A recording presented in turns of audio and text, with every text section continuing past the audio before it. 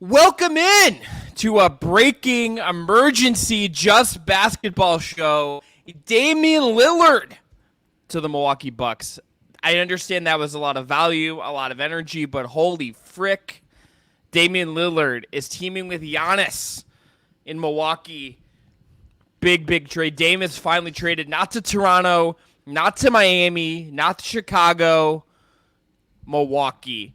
Here's the parameters of the trade. Brendan and I will break this down shortly. Bucks, Damian Lillard. Portland gets Jrue Holiday, DeAndre Ayton, Tumani Kamara. Generally, I don't know who that is, but good for them. Milwaukee's 2029 unprotected first-round pick. Woo.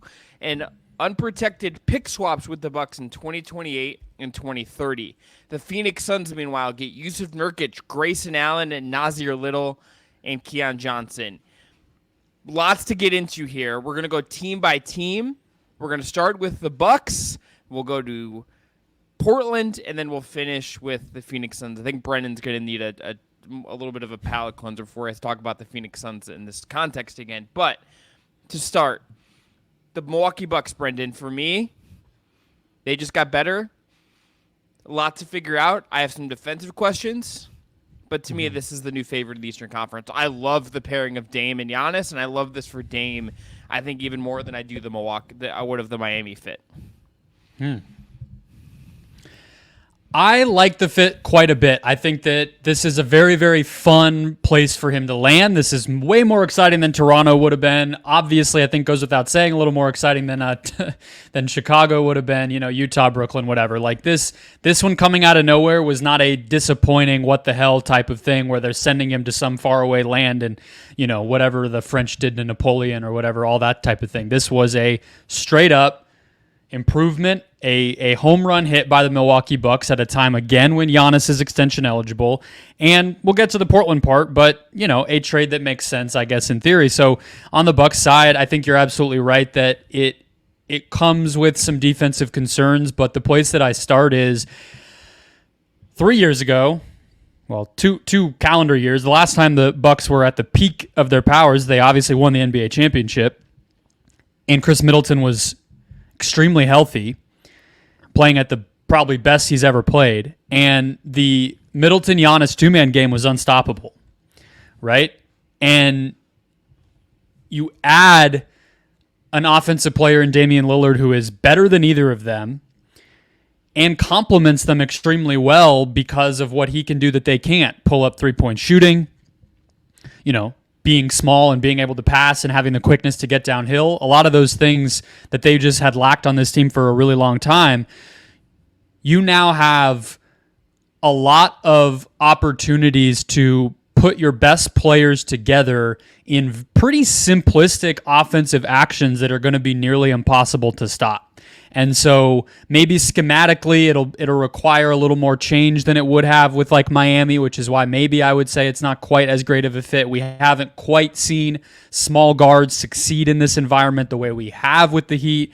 So I'm ready to be proven that this is a home run, amazing, awesome fit. I think it does bring some questions, but it also does feel really natural on the offensive end in a way that makes me really excited to just like turn these guys on and watch them. But yeah, I mean, this is the type of breath of fresh air that their offense is sorely needed, and the one that I think you and I talked about plenty when I was yelling at the Bucks to do something all off season, and they did it. They literally did the biggest possible swing they could have done, is where this goes.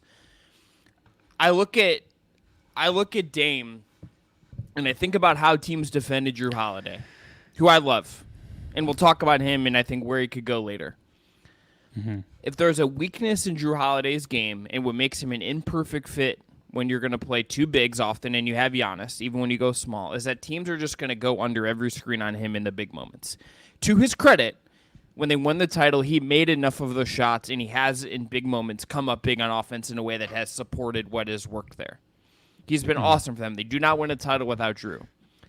But how the hell, Brendan, are defenses now going to game plan for a Dame Giannis pick and roll? I don't know how it's you unguardable. Dame is gonna kill you from deep threes. He has incredible ability to get to the midi if he needs to. He's a good passer enough to get Giannis easy looks. Giannis is gonna have easier time rolling to the rim than he's maybe ever had.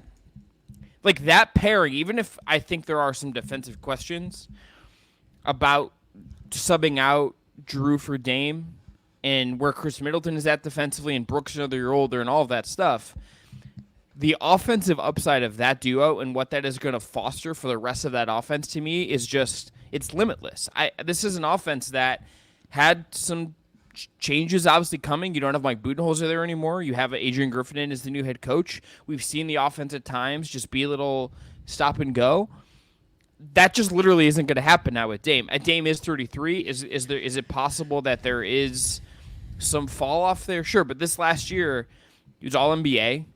Had 71 in a game, and the Bucks offense was 13th last year according to Clean the Glass, just less than a point per 100 possessions above league average. Even if the defense, which was 4th last year, drops to like 8th, the offense is going to go to like top 5. This team's going to whip. I am so enthusiastic. Maybe it's in the moment a little bit, but I would be so enthusiastic about this if I'm the Bucks and believing in what could come here. And it's bold, and I love a bold swing. Yeah, I think what's cool about it is it's going to make Lillard's life easier and the Bucks' life easier, right? It's kind of rare, I guess you could say, in that way, where there will be some adjustment, but there's such an overlap in the Venn diagram of like Bucks needs and Lillard's strengths, right? And that's why I think offensively it is going to be seamless once they just get the reps together. You even look at some of the more granular ways that I think that will happen. One, you mentioned Jrue Holiday and some of the weaknesses in his game, but what's funny is this past year, the reason he made his second All-Star team ever is because he started to bomb away and honestly play a little bit more like Damian Lillard, and take pull-up threes, have the ball in his hands more, partially because Middleton was injured, partially because their depth wasn't quite what it had been, and all the rest. But you're getting a guy who you don't have to wonder if it's a fluke. That's what Lillard will bring for you. And even with that, their offense still was only 13th, so they're still in need. They turned the ball over quite a bit this past year, and they did not get to the free throw line. Dame does not turn the ball over nearly as much as a lot of other high-volume guards like him. And aside from 2 seasons ago when he only played like 30 games and had the abdomen stuff, he gets to the line a ton, way more than any of their guards ever have. Obviously, Giannis gets to the line, and Middleton can, and Portis and whatever, but they've never had a guard who can consistently do that. So, yeah, whether it's the two-man game or even just you think about from Lillard's standpoint, when has he ever had a team where they can play 5 out or actually put shooters around him? I mean, this guy's best team was with McCollum, who is that, but otherwise, Mo Harkless, Al-Farouq Aminu, Yusuf Nurkic, like that was the best formation of a roster that Lillard's ever played against. He's going to be able to go to Milwaukee now and have lineups where, it's him, Middleton, Connaughton, Giannis, and Lopez, and they run a Lillard pick and roll, and Lopez is spacing, Middleton is spacing, Connaughton is spacing, or whoever they put out there, and I wouldn't be surprised if some of his efficiency numbers jump up as well. So it is a pretty cool opportunity for everybody involved here to change, but in a positive way. On the side of some of the concerns, and I have a bigger picture point to this shift that I think it actually does align with what we're seeing around the league, Chris, but the kind of reallocation of resources to more of the offensive side of the floor. Is there a player who you think of that kind of becomes more of an X factor now on this roster? Is there a specific set of things that you think they need to address with how they play, or who else they might add along the course of the season based on the fact that they switched out one of the best perimeter defenders for honestly one of the worst in this trade? Yeah, I think Brook Lopez, and where he's at, I think becomes more important. It already was really important, but this is a 35-year-old Brook Lopez. I mean, you have to hope he can sustain another all-defense level season, and that becomes a really big deal. Now, I think they also, too, Brendan, need to hit on some of their wings. Like, this could be an opportunity for Marjon Beauchamp to step up. He's going to need to defend. He has to be someone that not only can get buckets, but be a big wing defender for them and cover for some of that. You're going to need a good season out of Jay Crowder, I think, which feels a little bit risky at this point. That's the right? place I was going to go, honestly, that I wouldn't expect a lot of people to catch on to, because I don't know how many remember he's even on this team because he didn't play, and then all of a sudden they actually decided to give him a guaranteed minimum contract and bring him back. But he feels like the obvious, if you're just sort of like, hey, our team defense is going to maybe need to make up for some of the lesser parts because we don't have a game-breaking matchup like Richard Sherman type of NBA defender like Holiday can be. How do we fix that? We play better team defense and maybe adjust our scheme to be a little bit more conservative and switch less and do whatever. He feels like an obvious guy. They also lost Grayson Allen in this trade, which we said at the top, but that's a big part of what we're talking about. So I think Pat Connaughton has been important for this team, but I don't know if he'll necessarily play more, but I would imagine that he's in more of their best lineups than maybe he used to be, just because they won't have a ton of other options in terms of two-way wings who can knock down shots. I mean, Malik Beasley is now an important piece for them. Like, they're going to need him to be a rotation piece for them and make shots. And, like, he's not a defender in a way that I think will kind of behoove and help them navigate some of the losses that you're going to feel without Jrue. But he's going to be, he's going to need to play. I mean, I think particularly if Beauchamp is up and down, he's 26. Like, Beasley's 26, Beauchamp's 22. If you're going to tell me at a certain point that you need the 26-year-old just to be stable enough. Yeah, especially in the regular season. Absolutely. Just in, this team probably doesn't have other trades in it. Like, unless you're going to flip Portis or something like that, which I can't imagine they'd really want to do. This is kind of their team now, barring buyouts and stuff. Yeah. And this they had one move, and this was a hell of a one to do, right? Yeah, I mean, this is as bold as you possibly could go. Brendon, before we move on to the next team here, to talk about the Portland side of this and what they're getting back. Our friends at BetMGM, here are the title odds and the East odds right now after this trade. Bucks are plus 400 to win the title. They are plus 175 to win the East. The Celtics, by comparison, plus 500 to win it all, plus 225 to win the East. Sixers is then it's plus 650 to win the East. Cavs at plus 900. Heat at plus 1200. Knicks at plus 1800. And the Hawks at plus 3000. That's the East. Title odds: Nuggets plus 475. Celtics, who I mentioned. Suns plus 650. Lakers plus 1200. Warriors plus 1400. I would think today, if you asked me, who is the favorite to win the title, I think I would go Milwaukee, even with some concerns. I don't look at any of these teams and think that it's a clear-cut favorite. I think in the East in particular, the top of the East has so much potential dysfunction and change built into it with what Boston's metamorphosis, with this trade for Milwaukee. Like, there's a lot of shakiness in there, right? Well, that's what I was going to ask. Who did you think it was before this? Did it change? Did you think it was Milwaukee and now it's like super Milwaukee, or was there another team you had and this changed it for you? I was probably like 51, 52 Milwaukee, and then like 46 Boston, and then like 2% the field, somewhere in there. And now I'm probably like 60% Milwaukee. Yeah, I mean, I guess we'll probably talk about Miami later, but they had been who I had penciled in as the favorite, because I did really like the fit gonna get with Lillard there. Yeah, if he had gone, I think that fit was, as I alluded to, a little bit easier to picture. So I just thought that they would hit the ground running. Obviously, he's not going there. That team's not going to be in the conversation, in my opinion, although, we'll all have egg on our face again when they do it once more next spring and we watch them come back from the dead. They'll lose to the Bulls. They'll lose to the Bulls, and then they'll make the finals again. That's how this works. Exactly. But, yeah, I mean, I don't know. Maybe there is an opportunity to just hit on it here, because I have it in our notes, and I think you mentioned Boston, and it's a good jumping off point. But every NBA contender, Chris, that made a major deal this offseason, besides you could convince me either direction on Memphis, prioritized offense. Kristaps Porzingis, the Bradley Beal trade for Phoenix, as well as this trade for Phoenix. I guess Denver didn't necessarily shift its identity, but they've been leaning offense. Chris Paul to the Golden State Warriors. Obviously, the Lakers, I would say probably Christian Wood, bringing back D'Angelo Russell, like they on the whole, leaned offense. They definitely didn't try to go bring in some defensive center to play next to AD or anything. And I'm sure there's examples I'm not even thinking of. The Clippers even chasing James Harden, right? Like everywhere around the league, offense was the name of the game. And I wonder where you think that's coming from, and if you think the answer to that question is just Nikola Jokic won the title and teams are scrambling to keep up.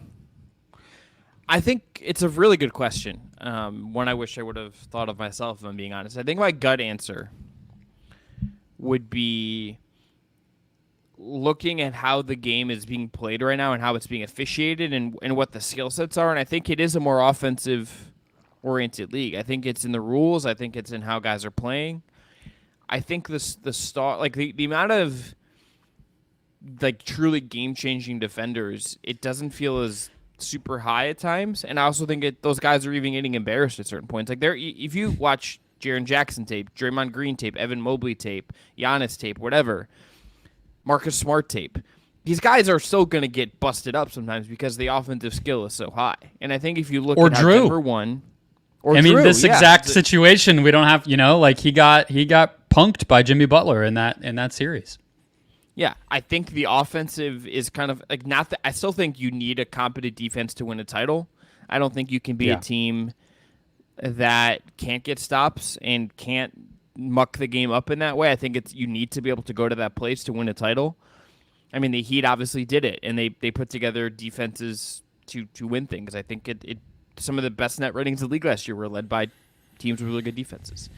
Yeah. But I think if you look at the offensive part of it, I think that's just the skill. The skill at the top of the league is so skewed towards the offensive side right now. Like all of your best guys, even if there are guys with two-way skill, someone like Shea, for example, he's tilting way more towards the offensive end than he is the defensive end at this point because the usage and the energy level on that end of the floor is up here and the defense slips in a certain way then, right? So I think that's to me it. And I think Jokic probably is that to some degree. It's like to beat Denver, I think every team is probably looking at Denver and saying, okay, like we can't necessarily stop them. Like it's going to be really hard to actually contain that team over 7 games or any of the best teams, right? So what do we need to do? We need to improve our spacing. We need to be we need to be our own version of unguardable, and then pair it with a defense that is still really good, but maybe not. We're banking everything on the defense coming first. Even if coaches, like I'm sure Adrian Griffin is going to be like, we need to defend at a high level, right? Like. We know, like these coaches are still going to say that, but I think it's just the offensive talent and the way the game is played is skewed towards that in such an extreme way. And I think Milwaukee probably looked at itself in the mirror, and was like, "What is our weakness? What is going to hold us back?" It's that our offense could get mucked up here. Dame solves all of our issues with that in theory. Yeah, definitely gets them a lot closer. I mean, I think to add to that, the only addition that I would make, because I think it's undeniable that the league works that way in 2023, but we just came off of a season where we spent all year talking about inflation of numbers. Donovan Mitchell, Damian Lillard, Giannis himself, all these guys scoring 50, 60, 70 points consistently in a way that we just had not seen. So I always think back, the best explanation of that side of things that I heard last year was from Jeff Van Gundy. And I think it was on Zach Lowe's podcast, and his like most granular observation of why that had happened outside of the rules and the 3-point increase and all that stuff is how many teams and how many players on those teams are able to just put the ball in one guy's hands and say, like, do your thing, right? Like how many players in the NBA in 2023 can grab a rebound, run it up the court, and you get a good enough offensive possession out of that? Like, I think a ton. And so, but what I think the Jokic part of it comes in is that he has no weaknesses. And so then the team has no weaknesses. And so I think what you saw with a lot of these moves is teams trying to basically address the fact that, like, we need to have answers for everything. We need to have a way to play small. We need to have a way to play with spacing. We need to have guys who can score in isolation. We need to have times when our star players just cook, but other times we have to insulate them, whatever. So, like the Porzingis trade, I think is a great example. It's like maybe Jason Tatum's not good enough to just go out there and score 40 with hands in his face, getting pushed around for 48 minutes. But if we make life a little bit easier on him, even though we've been a defensively oriented team in the past, that might be the way to go about it. So I don't know. It's going to be something interesting to continue to watch, but it is an undeniable trend when you think about all the examples we gave, and now this one maybe being the biggest of just the way that the Raptors won in 2019 or the Celtics almost won in 2022, where it's like everything's defense and you have just enough shot making. Like, I don't know if that's going to work, even though as recently as that, it did. Yeah.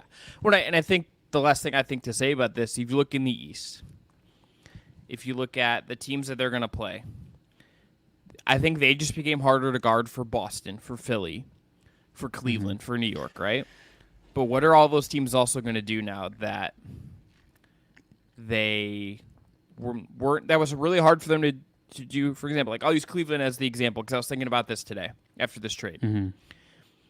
Jrue Holiday caused like a lot of havoc in a way that very few guards were able to do against Mitchell and Garland last year. As much as I'm sure Damian Lillard is not going to be too super bothered by be guarded by Mitchell or Garland, and I'm sure the Cavs are going to have some wonky things they have to figure out there.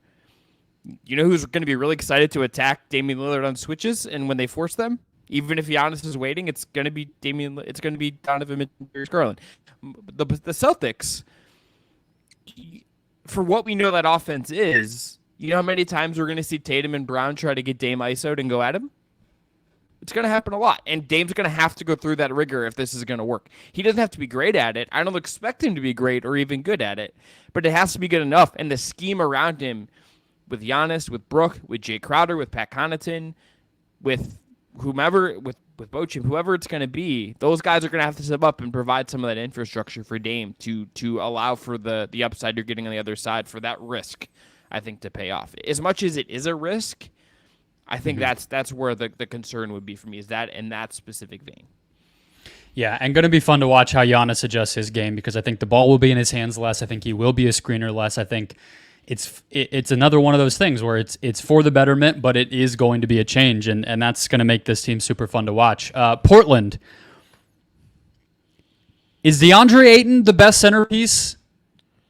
They've made DeAndre Ayton the centerpiece of this trade. That is the decision that Joe Cronin made. I think he wanted OG Anunoby. That didn't happen. Did not want Tyler Hero. Did you see it got aggregated, so I haven't read the exact thing, and sometimes these things can be like a game of telephone, but did you see the reporting from Sean Hyken, who does a great job at Rose City reporting, and like does a pod Blazers versus Bulls with our guy Eric Gunderson? Did you see how he had someone describe Masai Ujiri to him? Did you see this? No. Let me pull. You talk, and then I'm going to pull this up and read it back to you, because it made me giggle a little bit. Thought you had it there. No, I thought of it when you said the Ayton thing. Yeah. So Anunoby is a no. Hero they don't want, and I think the reason you heard the Suns' angle of this pick up so much steam in the past week or so is because I think Portland glommed onto that option. They clearly thought that of all of the possibilities, bringing in a center with as much athleticism and fit with their young guards, plus theoretical upside at age 25 to get better, was the best that they were going to do. Let's talk about the basketball fit of what Portland got first, I think, because we've been talking about the asset side all summer. But Ayton plus whatever they're going to get for Holiday, which we will talk about later as well,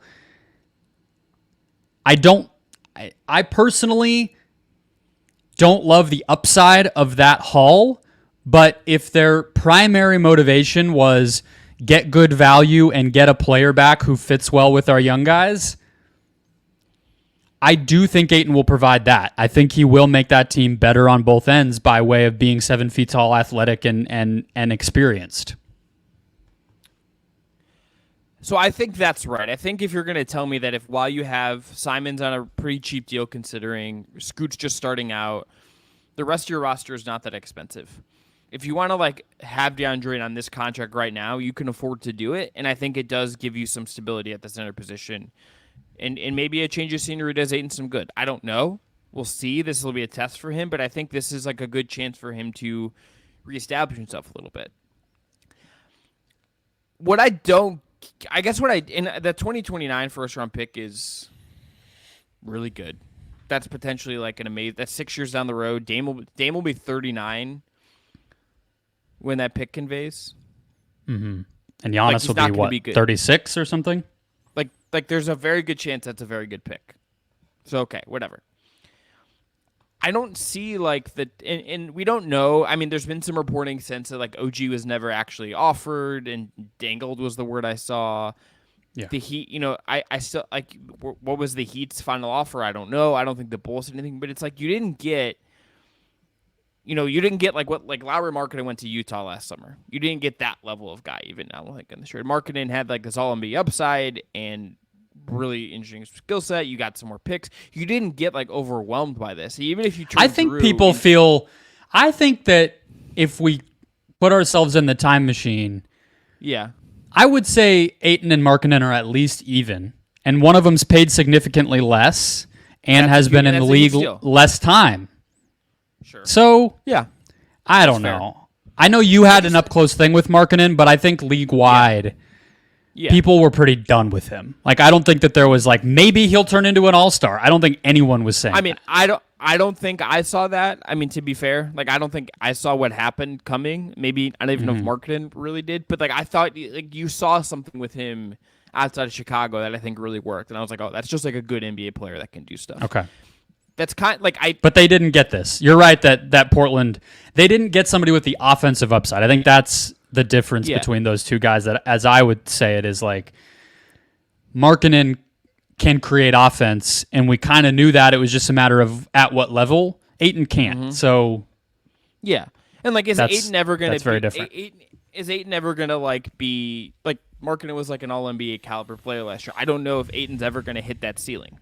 Right, like if there is a 2% chance at like third team All NBA is like it's a high bar, but I don't see him getting there. I very much just like them clean. Like I think there's going to be a benefit to them just clearing out for this group, and I think over time that will pay dividends. I'm curious to see like how the coaching situation works over time, and what happens with their other draft picks, and how they continue to reshape this roster in some way. Yeah, I think Ayton as like a center for your young guys, even if you're paying him a lot more, I like that versus Nurkic. Like I just prefer like having Ayton as my 5, and I think that kind of center. I think you're right that's a good thing for Scoot. That's a good thing for Simons. That's a good thing for Shaedon Sharpe. But they didn't get like that's not a blue chip return for your best player. Yeah, but were they going to? Yeah, well, sure, but that's a timing thing, right? More so than it is a. Did they maximize it this summer type of thing? Because I don't think, I mean, Grady Dick might have been the centerpiece from Toronto. Miami, it's, the best player you're getting back is whoever ends up having the best career out of like Jovic, Hawkes, and Martin, and we saw what Bradley Beal went for, which wasn't a lot. Like, I think that their hand was kind of dealt a little bit there already. So, I don't know. I think this is kind of a disappointing haul for Portland, but I don't know how much better they could have done at the end.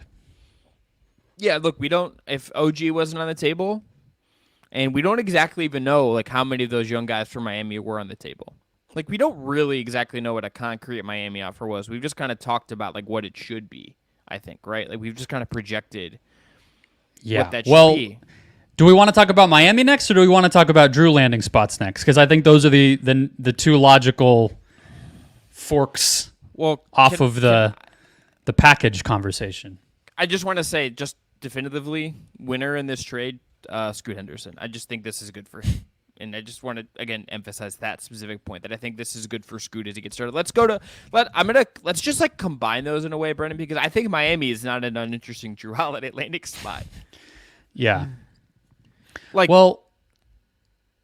Okay, let's do Jrue first. So I think, to your point, any team that was in the Lillard sweepstakes will likely call about Jrue Holiday.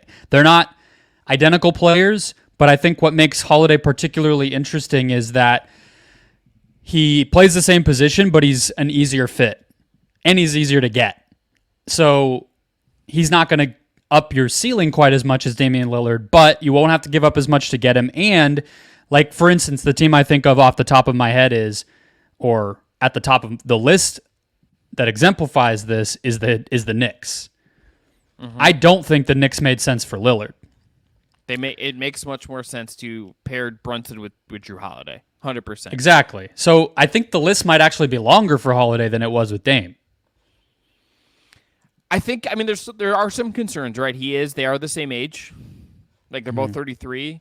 When Dame, you kind of know the cost certainty, even if it's really high. Jrue has a player option for $39 million. Are you gonna trade for him and get it? Like, I think that gets to be an interesting question.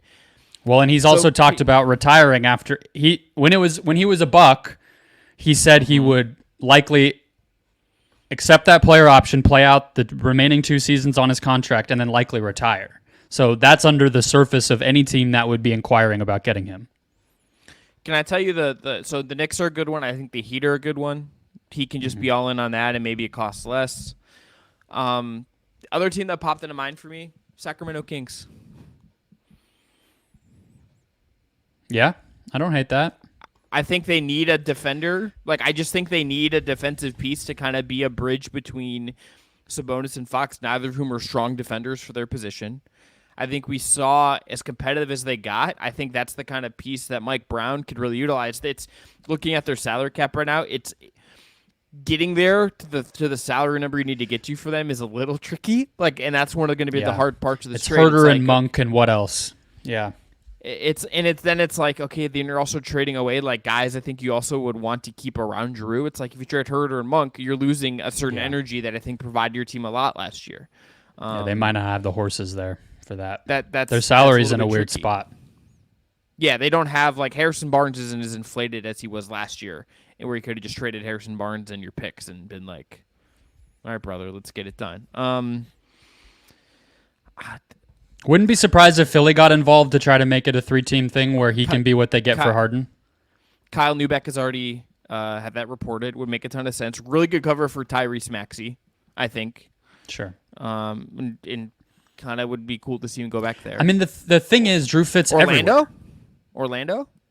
Sure. I mean, literally, Jrue Holiday fits on just about every team unless they happen to have like 3 perimeter guards/wings who are all better than him. And I mean, I'm not sure any team has that. You know, like maybe the KD Curry Warriors wouldn't have traded for him. Other than that, everybody probably would sign up. But Isaac Okoro, Dean Wade, and Jared Allen. Perfect. There it is. Bismack Biyombo, do you want to start at center for the Cavs? Let's go. Let me ask you this. How close... So, at the end of the day, the Blazers package that they got back, right, was Ayton, Holiday. We'll just call it Holiday for right now. Yeah. And then 1 pick and 2 swaps. What do the Blazers now get for Holiday, and how close to that is it? It's got to be less, I think. It will be less. Definitely. Is it like 2 first? I mean, is it just like 2 firsts and like bad salary? Like 1 unprotected Could be. And 1 like depends on what protected? They want, but yeah. Yeah, I mean, you look too, like for Beal, it was multiple swaps, Chris Paul and Landry Shamet. Is Holiday have better trade value than that? I think I would if I were to rank them as far as trade value, I would go Beal, Dame, Jrue, Beal would be 3rd. Mm-hmm. Yeah, so I think we're looking at, no matter where he goes, a nice addition to the haul for the Blazers.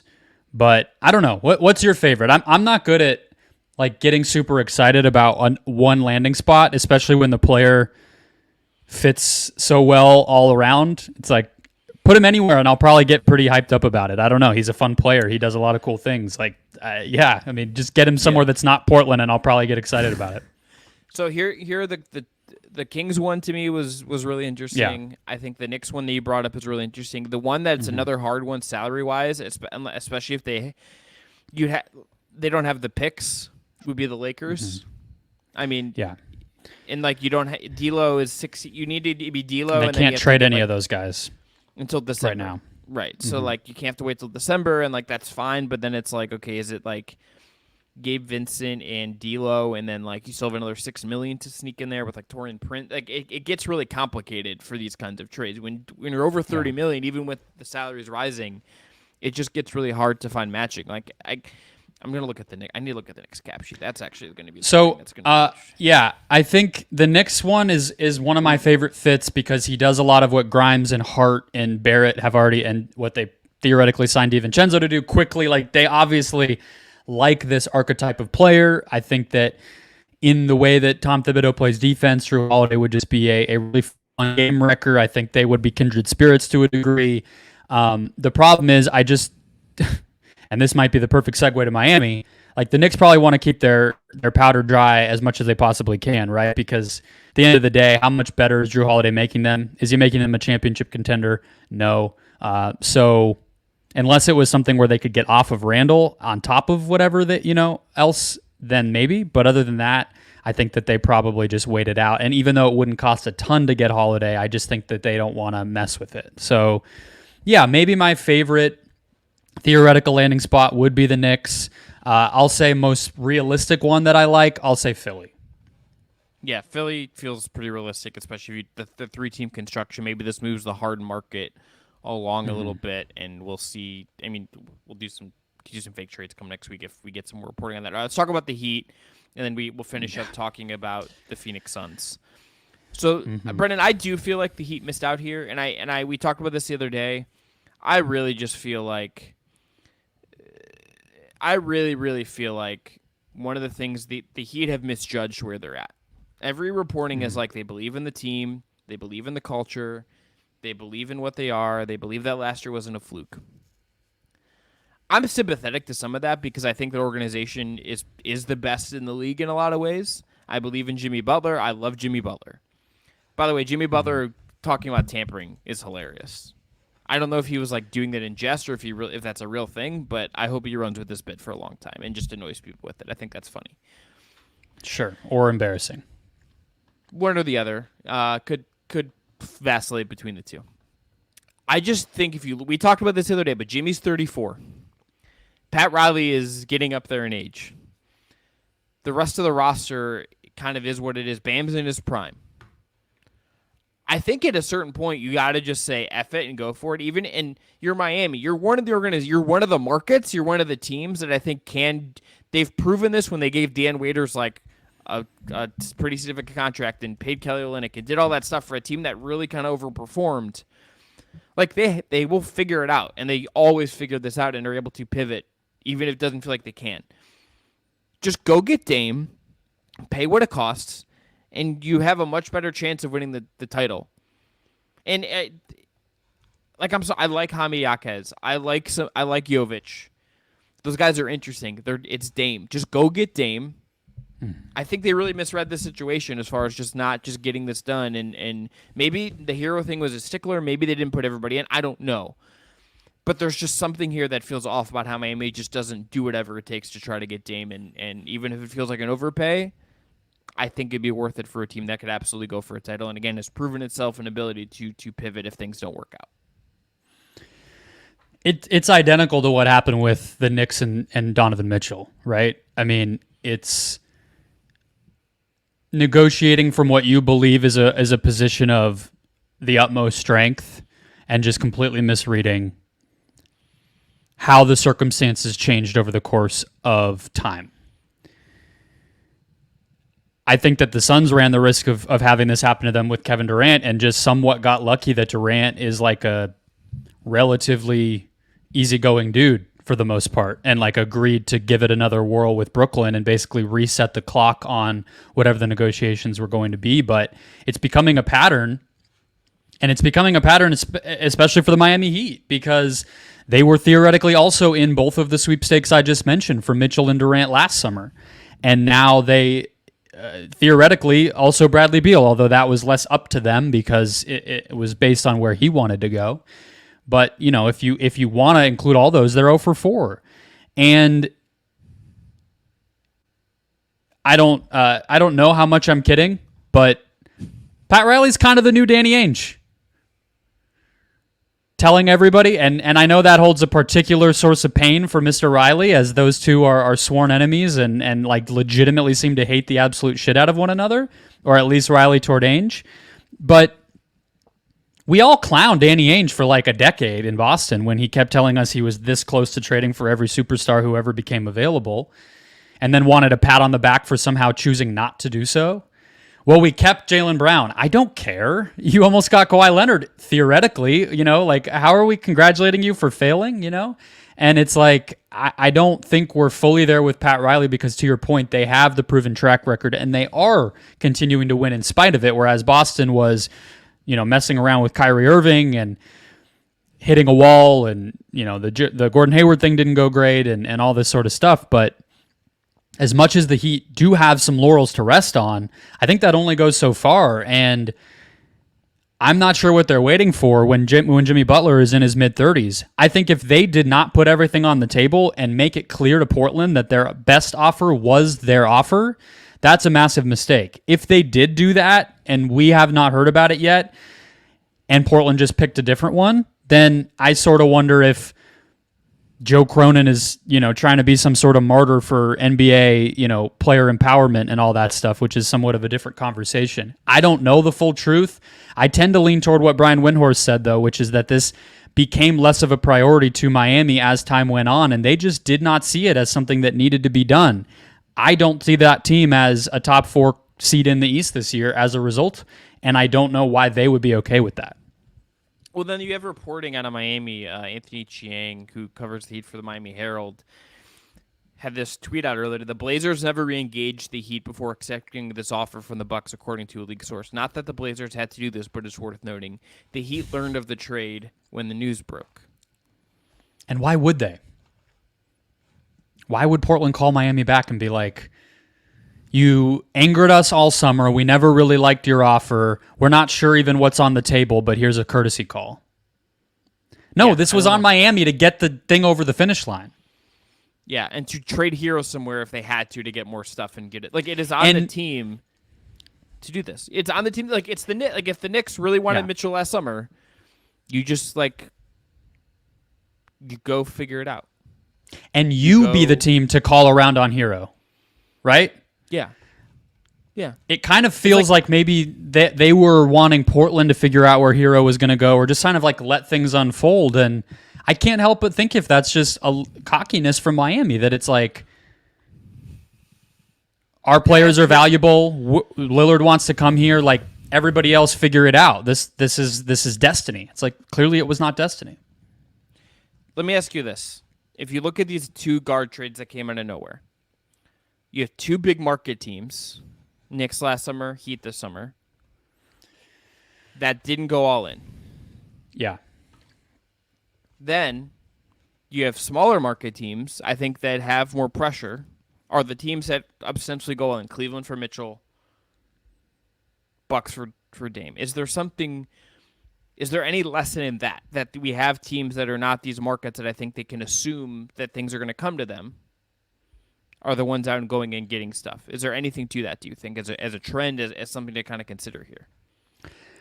I think more than anything, obviously there might be some business and media and inside baseball-ish reasons that market size isn't as important in the NBA as it used to be, or that players don't care quite as deeply about it as they may have in the past, or at least glamour franchises, right? Even Kawhi choosing the Clippers and KD choosing the Nets once upon a time could be lumped in there, and there's a lot that goes into that. But the way that I really would boil it down more than anything, in my opinion, is just there's so much talent, right? So it's Milwaukee's inevitably going to end up with a Giannis.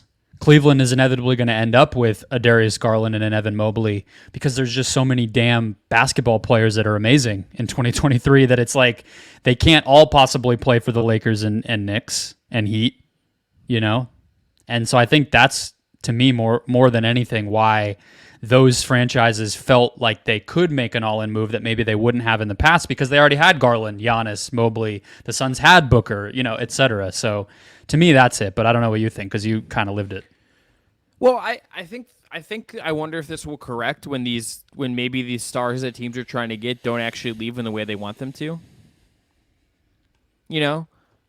Like it's not inconceivable now that like Giannis like stays in Milwaukee or Embiid maybe doesn't go anywhere if they get Jrue and they figure that out. And like, yes, is there always another star? Yes, but they seem like they are keeping their powder dry for like the upper echelon star. And they're being picky about like how far they're going to go. And those guys becoming available is like kind of it's not up to them. Yeah, and I would say, too, the other underlying part is that maybe doesn't always get referenced, although you and I talk about it a lot, is the era in which those franchises, the Knicks, the Lakers, the Heat are a little bit of a different example because they technically traded for the big three guys, but we know that they had the cap space. Free agency doesn't exist anymore, really. No. Right? So it's like, yeah, I don't think the Bucks... wherever, I mean, we know for a fact, if Lillard was a free agent this summer, he would have signed with the Miami Heat. Right? Yeah. But he wasn't. It was a trade, so therefore, obviously, that just changes who has control over the whole thing in the first place.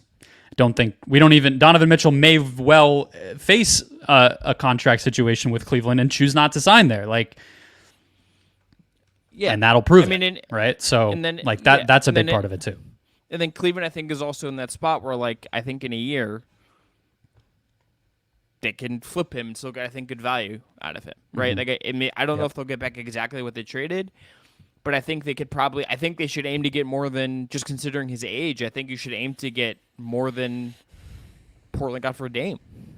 Honestly, I think you should, considering Dame's 33. Like, I think you should aim for that. And I think with the Bucks, will Miami win round 2 of the Mitchell sweepstakes?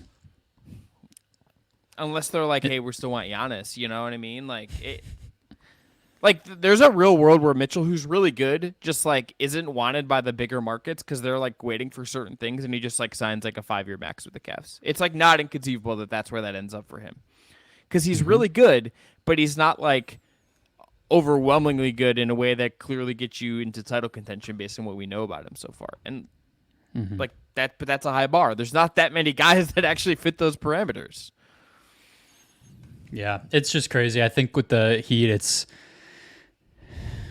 I would not feel great if I'm in that front office that Jimmy was irritated enough to embarrass himself on social media like that right away. Because he's the guy where it's like, you can be patient all you want. I don't have one, and I'm 30 in my mid-30s, and I've done everything I humanly can do to get us over the hump, and I came here to do that. And, like, obviously, we don't know what everybody prioritizes. Maybe playing in the finals multiple times and coming that close is plenty. And I think Butler's proven himself. He doesn't need a ring. Like, that conversation is stupid, but it doesn't seem like he was thrilled with how things went today. No, can't wait for Heat Media Day to see how him and Bam and other guys start. I mean, what does Tyler Hero say? Like, God. It's now like Tyler Hero. It's gonna be awkward because he's gonna be like, I probably thought I was getting traded. Like, that is, like, one of those questions in media day that I understand why it's uncomfortable to ask, but you just have to ask, like, hey, did you think you were getting traded this summer? Is that why you took the Heat out of your Instagram bio and whatever? Yeah, they're in a bad spot, but they will give their, mafia-esque,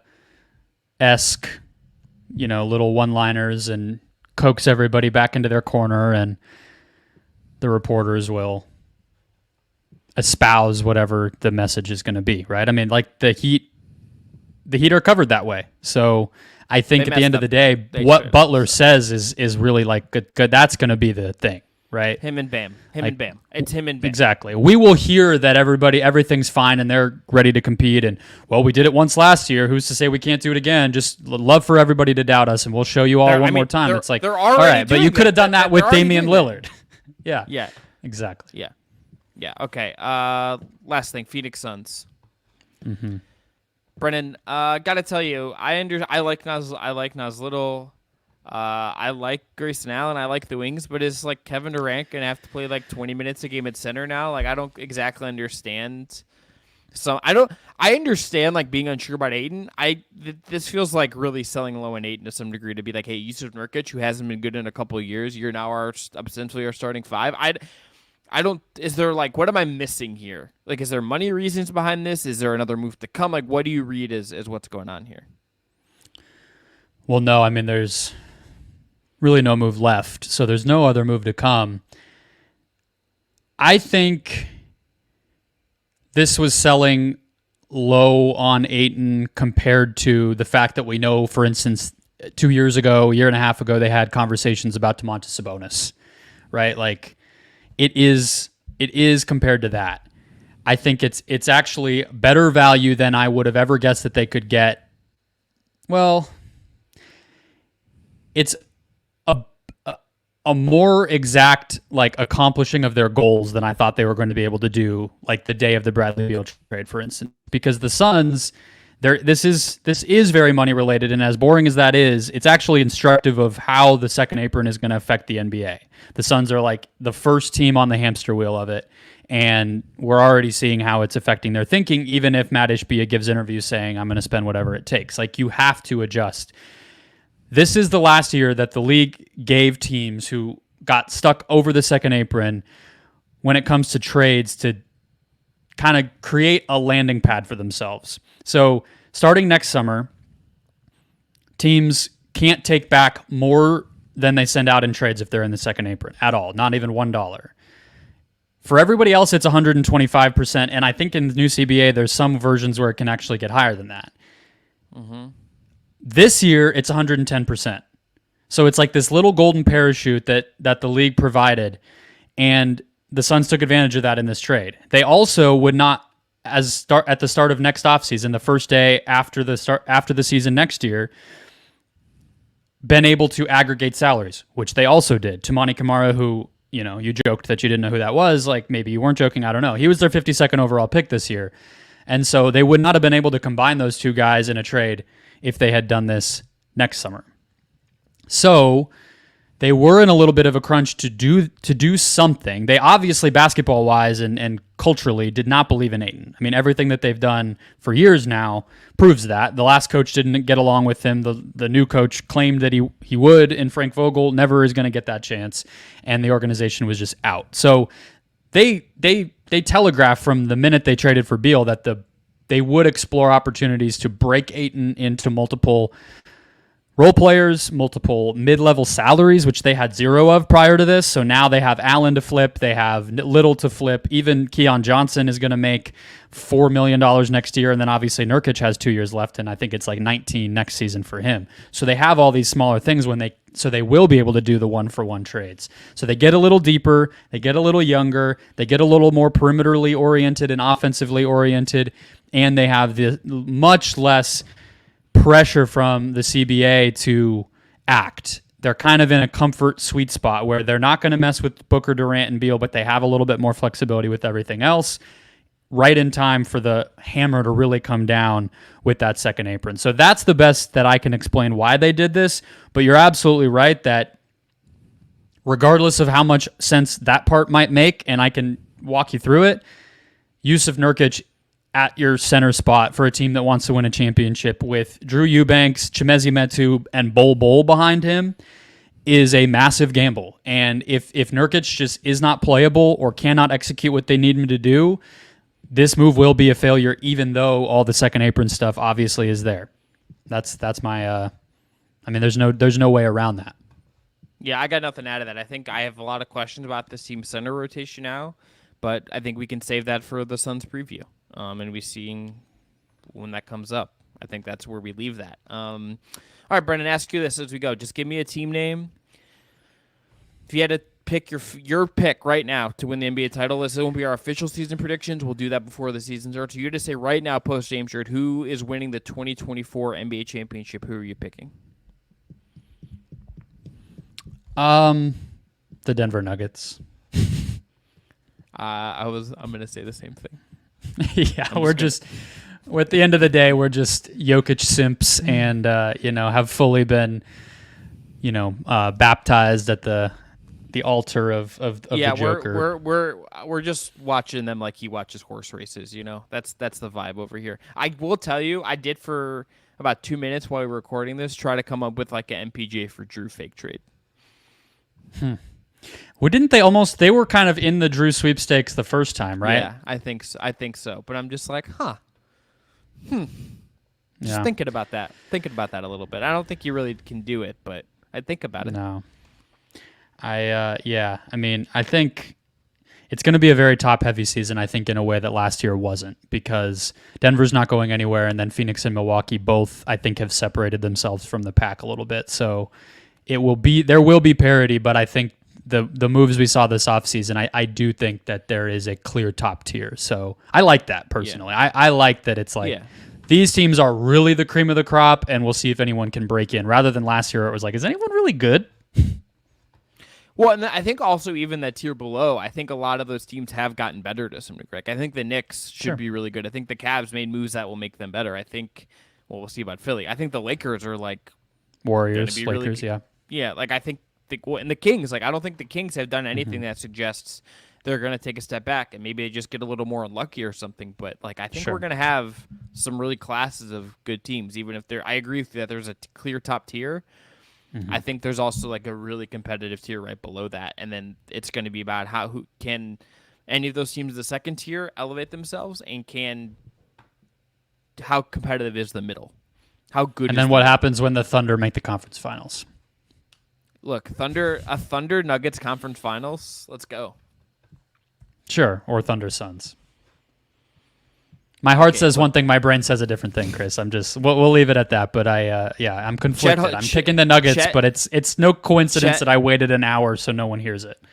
Look, Chet versus Nurk in the conference finals is the center matchup I think we're all demanding. It's the battle everybody's waiting for. Yeah, that's what the season's headed toward.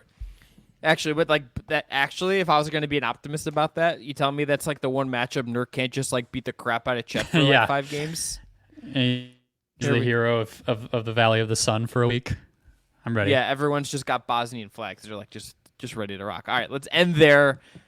Here's our emergency Dame pod. We'll be back tomorrow previewing the Atlanta Hawks, the Timberwolves, talking some NBA playoffs. The train does not stop here in just basketball. We'll talk to y'all next time. Enjoy the hoops and get pumped to watch Dame play for the Bucks. It's going to be fun. Basketball's almost here.